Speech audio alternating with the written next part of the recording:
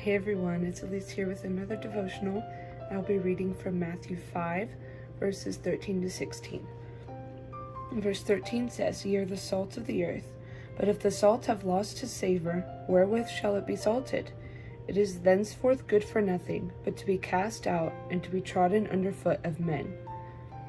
Ye are the light of the world. A city that is set on an hill cannot be hid. Neither do men light a candle, and put it under a bushel, but on a candlestick, and it giveth light unto all that are in the house. Let your light so shine before men, that they may see your good works, and glorify your Father which is in heaven." So when I read this a while ago, I was kind of confused. I was like, okay, how does salt lose its flavor? I've never had flavorless salt. It always adds that salty taste to my food when I use it. I've never heard of salt not having its flavor. So naturally I went to Google and asked Google, and it said that salt is a stable compound and it doesn't lose its flavor unless it's impure, so not solely sodium chloride. My chemistry teachers would be disappointed about that, because I should remember that. But basically just the way that sodium and chloride bond, it's very stable and it won't ever come undone unless it's impure. So that kind of helped, but I was still a little confused. So I did a little bit more looking, and according to Evidence for Christianity, they vouched that, salt is a stable compound. But then they were talking about how the people of this time and region, so like where Jesus was during this time, they got their salt from marshes instead of boiling the salt water to get the salt that way. And so by getting their salt from the marshes, it was impure. And, so they would use what they could of it, and then once it lost its flavor, they throw it into the sea. And not into the sea, into the street. And it would be discarded because it was useless. So I found that interesting, that pure salt doesn't lose its flavor, but impure salt does. And it's especially interesting when we look back a couple verses to verse 8. And it said, "Blessed are the pure in heart, for they shall see God." So pure in this verse is katharos, and it means free from corrupt desire, from sin and guilt. So if we add that definition back into verse 8, it said, "Blessed are those whose heart is free from corrupt desire, from sin and guilt, for they shall see God."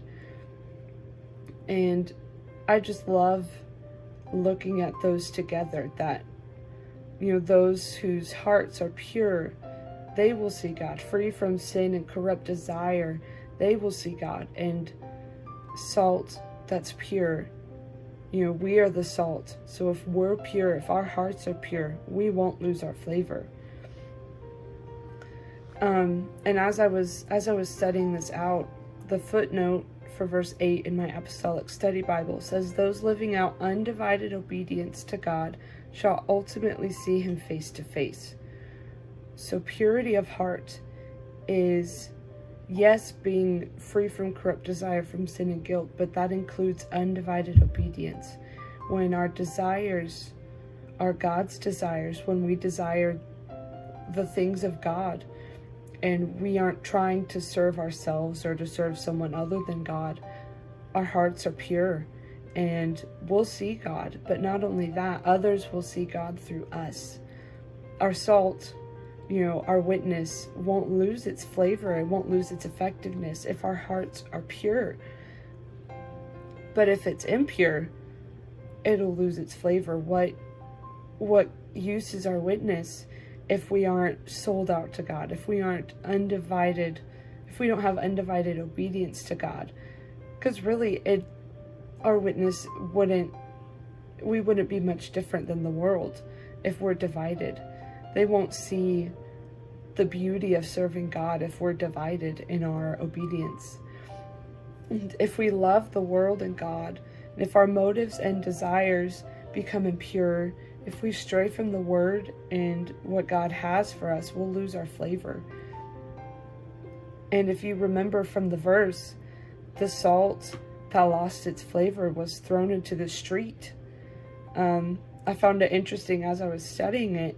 It was thrown into the street and not just in the grass because it killed fertility. So they didn't throw it into the soil because nothing else would grow. Just kind of let that sink in. But then also the language cast out. Let me read the verse real quick. If the salt has lost its flavor, wherewith shall it be salted? It is thenceforth good for nothing, but to be cast out and to be trodden under foot of men. And those words, that just makes me think of cast into outer darkness, cast into the fire. And that's some serious language right there. If our hearts aren't pure, we will be cast into outer darkness. Just like it said, the pure in heart will see God. The impure in heart will not. And the impure in heart won't show God to the world, but the pure in heart will. So let this be a challenge today, an encouragement to take a look at your heart, at your desires. You know, what are my desires? Am I living in undivided obedience to God? Or is there something that's pulling me away? Because we can't have that. We don't have time to live divided, but we have to be living in undivided obedience to God, because that's how our light will shine. That's how our salt won't lose its flavor, and that's ultimately how we'll see God. God bless you, and I hope you have a great day.